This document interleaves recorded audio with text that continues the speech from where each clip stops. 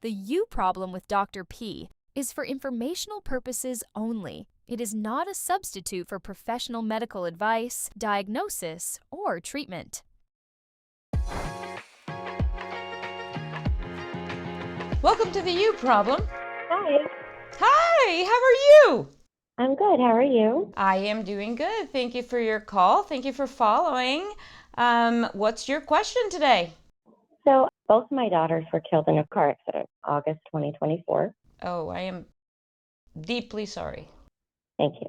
I have a hard time with everything, but mostly it's just how people treat me. My friends, like people I was friends with, don't come around anymore. People that I work with, they just kind of avoid me. Is it me? Am I crazy? Or do they just not know how to be anymore with me? Oh, gosh. Goodness gracious. Well, this is what I call the unspeakable, right? We're better equipped if the chronology, right? If the order works the way it's Right. supposed to work. Like if our parents die, we, to some extent, your psychology is prepared that yes, one day I will lose my parents. When we're talking about things that are not, you know, timely like this, we're very ill-equipped. So every case that I have treated that has to do with the loss of a child, this is not the first time I hear this concern. And I think you're right. I think people don't know what to do. They don't know what to say. They just don't know what you need. I think it scares people as well. It scares people that your friends, for example, the idea that that could happen to someone and it's so close, that they also get traumatized by the situation. And they kind of, it's almost like they don't want to look, thinking that this could happen to them. I mean, it's a lot of reality when you're dealing with a traumatic situation like this. The difficulty is that you're left to your own resources, right? Because I'm sure you feel abandoned. Oh, I do. My whole life has changed and it's so lonely. I mean, you wake up in the house and there's nobody to take care of and there's nobody to cook for and, clean up after and all the things. It's so lonely and it's so empty and nobody even talks to me. Everybody just avoids me. So I'm like, wow, this is sad. You know, I think sometimes one of the hardest things about, I'm sorry, I think I'm crying with you. Um, I think sometimes one of the hardest things about my job is to tell people that I don't have an answer for you. You are, you are indeed forever changed. Life will never be the same. So, what I like to tell people that go through traumas like this is you've been to war, your leg got blown off, it's not going to grow back. You're not a lizard. No. And you are going to have to learn to walk around with this missing leg and try to figure out how to cope with it. But life will never be the same. And I think that scares the people around you. And I don't know that they can potentially understand. They know the old you. And you're permanently changed. You must be different, completely different. There's no, like you said, your purpose in life about who do you take care of, how lonely it is, how it's gone. Yeah. And I have to find my way through that. And That's it's right. not easy. And you know what? I love that you use the word through instead of past. Oh, Because I know. I'm never getting over it. that's I that's know right. that. That's correct. That's correct. Because the word through is the word that I use with my patients.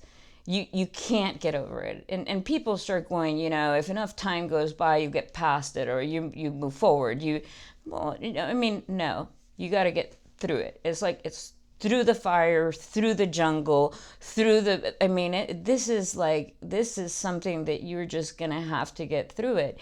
And not having people to be able to support you, especially the people that you thought might be there to support you, to come to understand that they don't have the capacity to do that, not because they're mean, not because they're trying to abandon you, but because they don't know.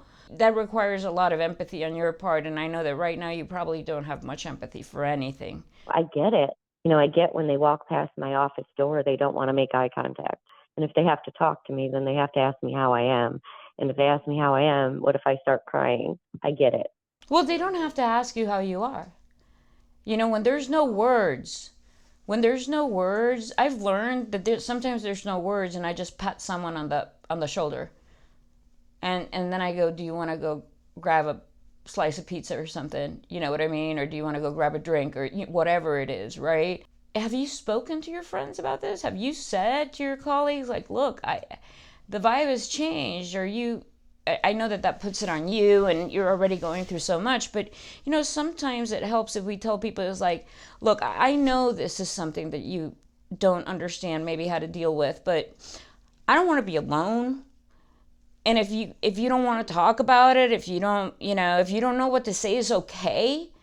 But just don't leave me sitting in the sandbox by myself, man.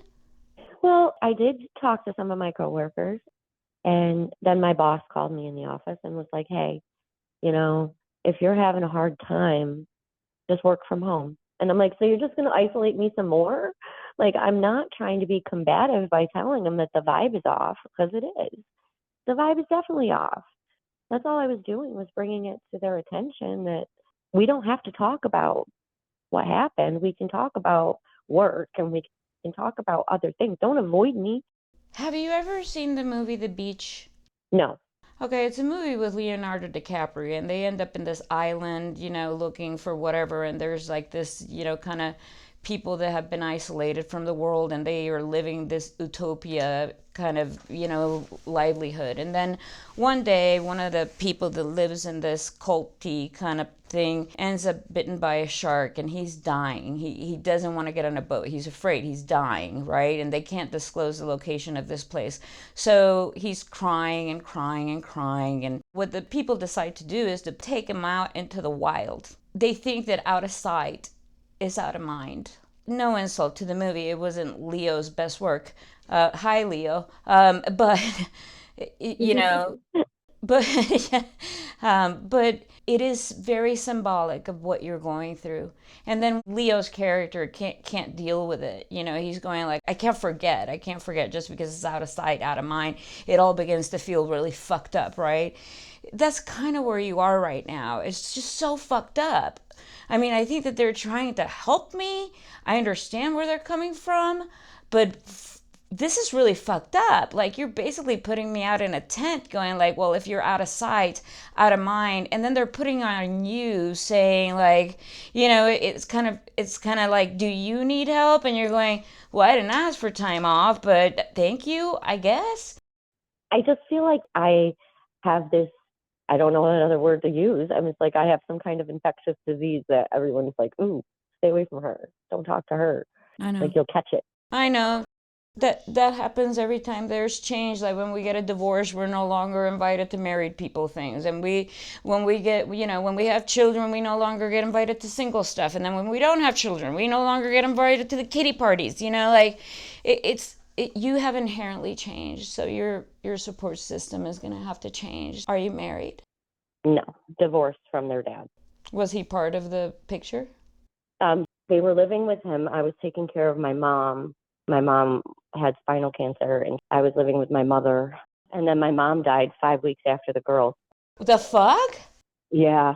And their brother was hit by a drunk driver in 2020. Oh. I promise, I think I'm cursed. No, honey, you're not. I mean, what you've been through is trauma over trauma over trauma over trauma, and then the unspeakable. And I mean, I am so proud of you for making this phone call. I mean, I'm so proud. First of all, I'm a stranger, and you know, you're going through so much, and I am just so fucking proud of you for making this phone call. I know you're trying to hold yourself together. I know that you're, you know, you sound like you're managing with a lot of, you know, dignity, and clearly I don't know how you have fucking compassion left, but compassion for understanding what your social support system is doing. But you need some hand holding. You need someone to be there for you. Now, that could be a therapist, that could be a support group, you know, and if you don't want to talk about it, that could be a meetup where no one knows you, right? So they don't ask the questions. Like, that could be like, well, you know, fuck, I'm just going to go to this, I don't know, paint with a twist class or something like that, where I just sit around other people that don't know me, you know, and they're not going to ask questions, but at least I'm getting some emotional reprieve for a little bit, you know? I tried that, you know, but I live in a small town and everybody knows me. And I moved. I thought moving would help, but still, wherever I go, everybody knows me. Good plan. I mean, it was a good try. Okay. I will figure this out. Yes, I yes. had to hear from someone else that it wasn't just me. No. Did I do something to these No. people? Is it me? Am I being like needy? No. The hell no. No. No, absolutely not. No. Seen it before, treated it before.